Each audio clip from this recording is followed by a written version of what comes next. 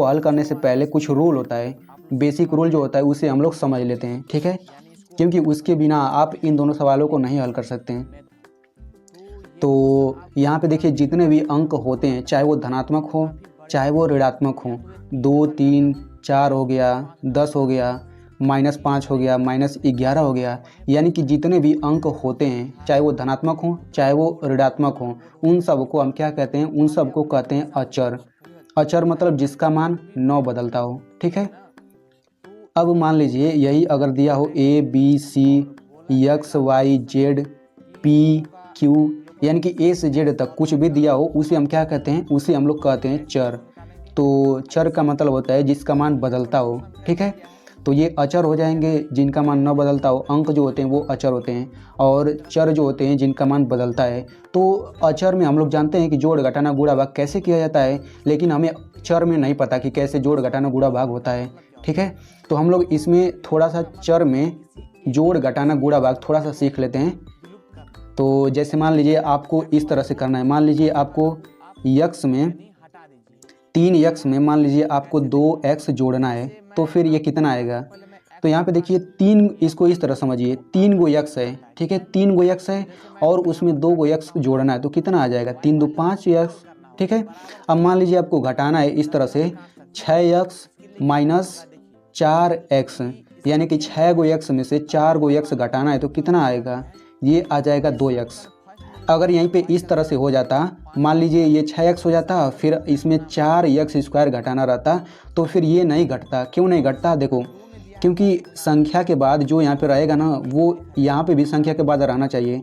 तो यहाँ पे संख्या के बाद x है, यहाँ पे संख्या के बाद x² है। इसको आप इस तरह से मान सकते हो, जैसे 6 गो लड्डू है और 4 गो पेन है, तो 6 गो लड्डू में से 4 गो पेन घटेगा, नहीं घटेगा भाई, लड्डू में से लड्डू ही घटेगा। जैसे यहाँ पे देखिए 6 के बाद x है तो 4 के बाद भी x है, तब यहाँ पे घट गया है, लेकिन यहाँ पे 6 के बाद x है और 4 के बाद x² है, तो ये कैसे घटेगा, नहीं घटेगा। यानी कि ये दोनों सेम होना चाहिए घटने और जोड़ने के लिए। आई होप आपको समझ आ गया होगा। जैसे मान लीजिए इस तरह से समझिए, 2y में से 1y घटाना है, तो कितना आएगा, तो 2y में से यहाँ पे y है यानी कि 1y है, तो 2y में से 1y निकाल दो, कितना बचेगा, 1y बचेगा या फिर केवल y बचेगा। तो ये तो हो गया जोड़ घटाना। अब हम लोग थोड़ा गुणा देख लेते हैं।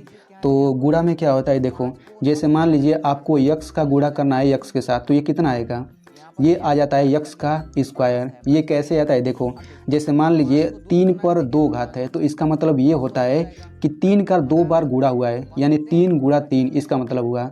अगर यही 4 पर 3 घात हुआ तो मतलब 4 का 3 बार गुणा हुआ है, तो 4 गुणा 4 गुणा 4। ठीक वैसे यहाँ पे x का 2 बार गुणा हुआ है तो इसको x² लिख दिया। अगर यहीं पे x का 3 बार गुणा हो जाता तो इसको x का क्यूब लिख देते हैं, ठीक है। अब मान लीजिए इस तरह से गुणा दे दिया गया है, 2x गुणा 3x, ये कुछ इस तरह से अगर दिया गया तो कैसे गुणा करेंगे, तो इसमें अंकों का सबसे पहले गुणा कर लेंगे, 2 3 6 हो गया, फिर x का x में गुणा करेंगे तो ये x² आता है, यानी इनका गुणा करने पर इतना आता है। चलिए अब हम लोग प्रश्न हल करते हैं। तो यहाँ पे x का भाग देना है x² + 3x + 2 में, ठीक है। तो इसमें आपको करना क्या है, सबसे पहले तो सबसे पहला काम आपको ये करना है कि जो ये अंदर दिया गया है इसका पहला पद लेना है, ठीक है।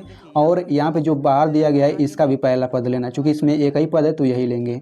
तो हमें सबसे पहले x² में इतने से भाग देना होगा, तो यहाँ पे हम भाग दे देते हैं। भाग मतलब बटा होता है, यानी कि x² बटा x। सबसे पहले हमें इसका मान निकालना है, तो ये कितना आ जाएगा, तो x² का मतलब होता है x गुणा x, और पहले से ही बटा x से नीचे, तो 1x से 1x कटा, केवल 1x बच जाएगा। तो ये वाला जो है हम यहाँ पे लिख लेते हैं, ठीक है, ध्यान से समझिए।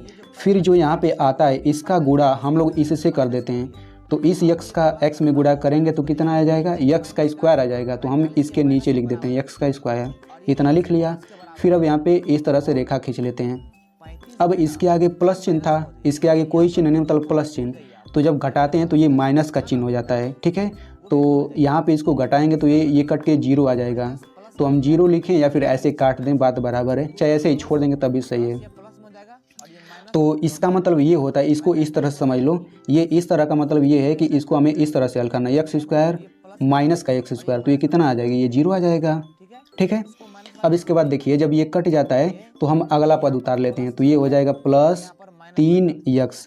तो जब यहाँ पे एक पद रहता है तो हम केवल यहाँ पे एक पद उतारते हैं। अगर यहाँ पे दो पद रहता, जैसे यहाँ पे देखिए इसमें दो पद है तो हम इसमें यहाँ पे दो पद उतारेंगे, लेकिन यहाँ पे एक पद है तो केवल एक ही पद उतारेंगे। तो फिर से वही काम करना है, 3x में फिर से x से भाग दे दीजिए। तो 3x में x से भाग देना है, कितना आएगा? तो 3x का मतलब इनके बीच कोई चिन्ह नहीं है, तो मतलब गुणा का चिन्ह है, तो 3 गुणा x बटा x हो गया। तो x से x कटा कितना आ जाएगा? 3 आ जाएगा। अब 3 जो है देखिए, कोई भी संख्या दिया रहता है उसके पहले अगर कोई चिन्ह नहीं तो उसके आगे प्लस चिन्ह लगा सकते हैं, तो यहाँ पे हम +3 लिख लेते हैं। यहाँ पे देखिए भाग करने के बाद जो आता है उसको हम यहाँ पे लिखते हैं।